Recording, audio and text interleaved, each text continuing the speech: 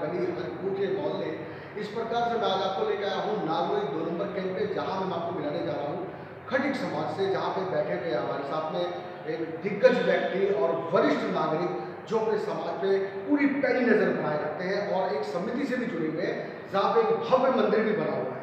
तो ये बातचीत करते हैं कुछ इनके समाज के विषय में और कुछ बात करेंगे मंदिर के विषय में और कुछ जो है आर्थिक समाज के विषय में कि पहले का माहौल कैसा था और अब का माहौल कैसा किस प्रकार से चल रहा है। तो ये बात करते हैं हम नेताजी से, हमारे वरिष्ठ नागरिक जी से। पतन जी, स्वागत है बहुत बहुत हमारा मुस्कान इंडिया न्यूज़ के अंदर। तो एक बार जो है हमारे दर्शकों को अपना नाम और अपना परिचय बताएं।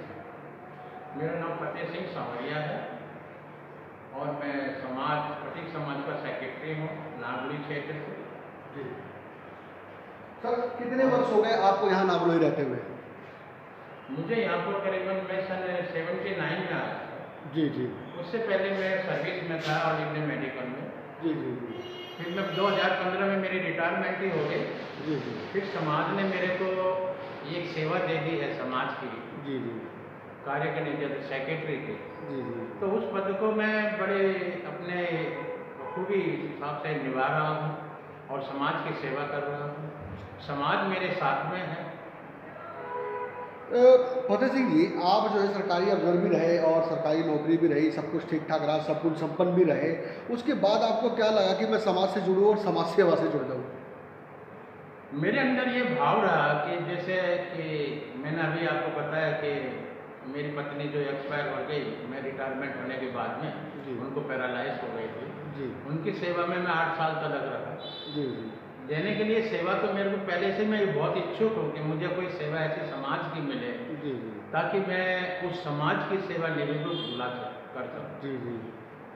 और ये जो सेवा है ये एक बहुत ही भाग्यशाली को मिलती है जी जी।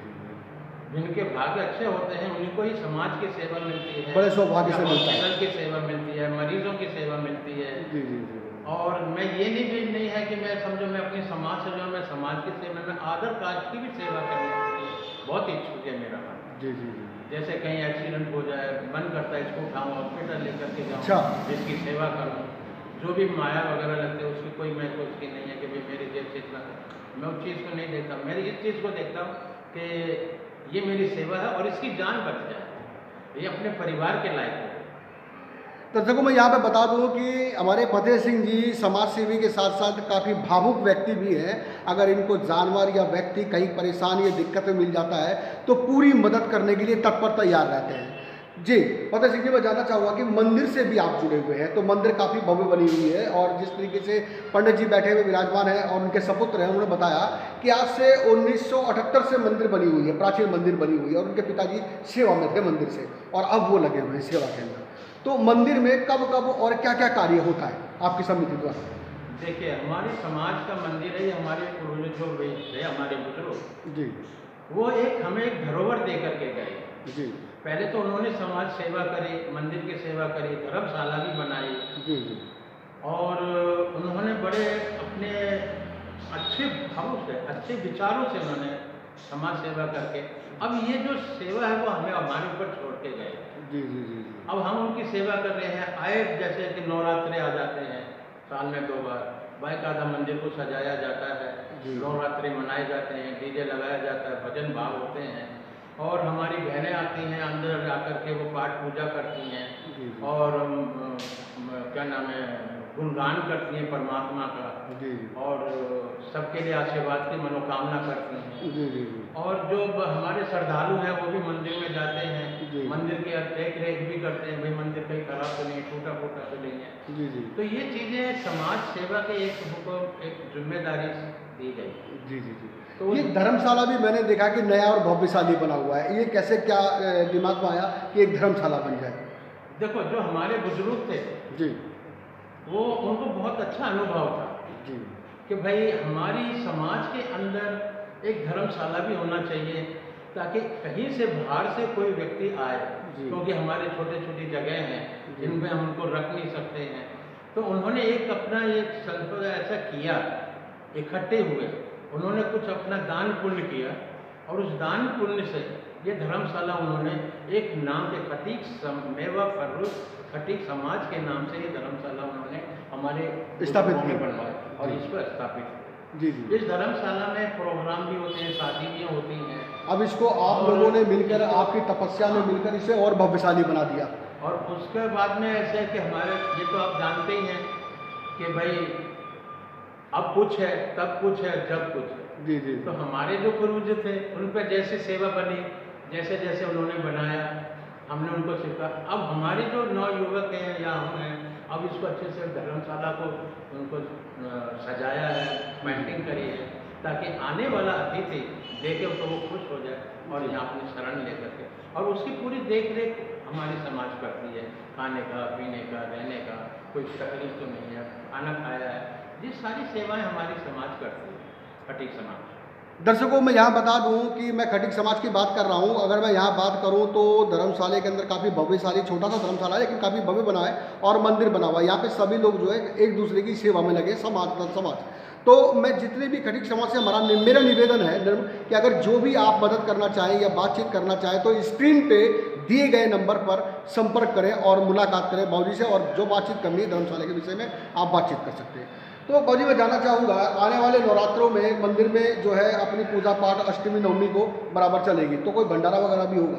हाँ, भंडारा भी करते हैं जी। जैसे श्रद्धालु आ जाते हैं, अब हमारे श्रद्धालु हैं समाज में, वो कहते हैं कि हमारी तरफ से इतने 101 की पर्ची काट दो, जैसे जैसे उनका भाव होता है। जी जी। कोई 500 की, कोई कितने की पर्ची कटवाते हैं। जी जी। और जो कमा पीछे रह जाती है उसको फिर हमारी समाज, चाहे जो पैसा माया आती है, पैसा आता है, वो हम लगा देते हैं, जैसे कभी कमी होती है तो हमारी जो समाज का जो पैसा होता है, जो जमा होता है, उसमें हम लगा करके उस भंडारे को पूर्ण करते हैं।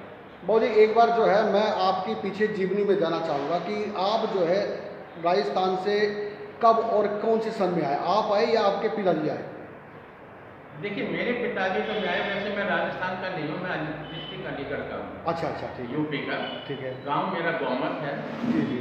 वहाँ से मैं आया, पहले मैं बम्बई था। जी।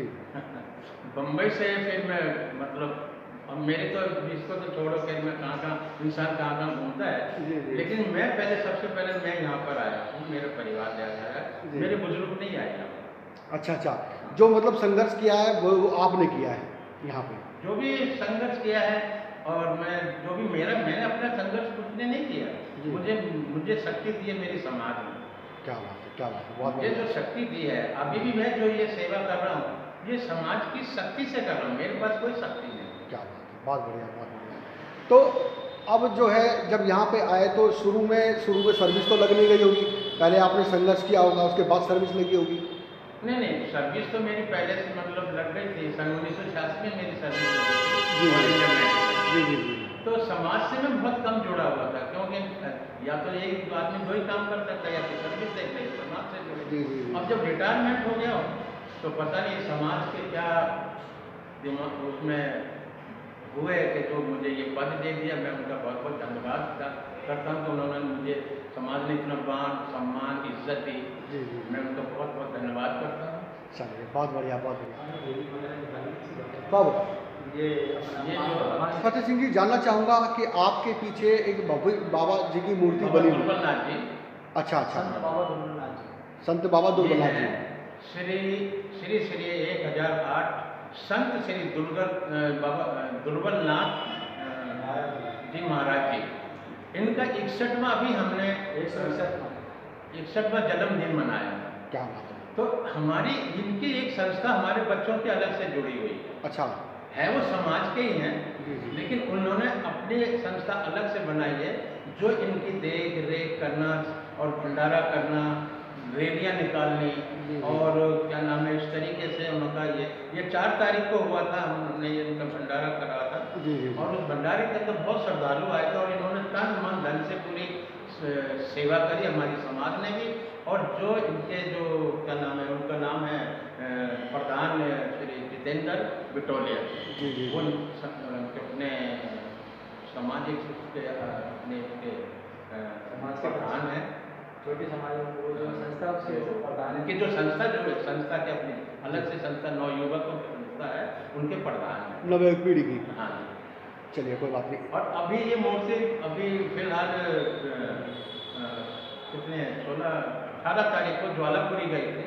अब ये जो आपको देख रही मूर्ति सजावट हो रही है और इनके आगे एक फोटो और लगा हुआ है, ये अभी कल रात को ही मूर्ति आई है ज्वालापुरी से, ये वहाँ गई हुई थी। उन्होंने भी बड़े तन मन धन से इन्होंने सामाजिक सेवा करी और बाबा दुर्बलनाथ जी की रैली निकाली और उनका भंडारा भी किया देसी जी का, और आज वो यहाँ मूर्ति कल रख करके। चलिए बहुत बढ़िया। तो